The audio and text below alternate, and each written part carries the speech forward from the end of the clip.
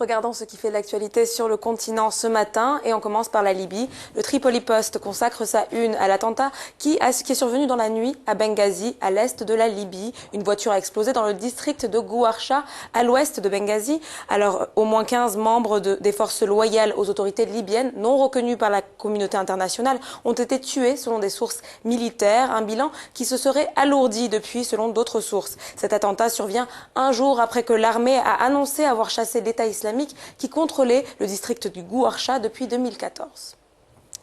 Direction maintenant le nord du Mali où les autorités intérimaires se font toujours attendre selon MaliWeb. Le site d'information rapporte que ces autorités sont censées se substituer à l'État le temps que des élections soient organisées dans la région. Or, cette mission n'a pas encore été mise à bien. Dans les faits, les régions du Nord sont toujours bien obligées, les personnes dans la région du Nord sont bien obligées de se débrouiller en attendant une installation hypothétique de ces nouveaux gouvernants, écrit MaliWeb. Et le site de rappeler que le Nord est une région qui a longtemps été négligée par l'État, et ce même avant la crise.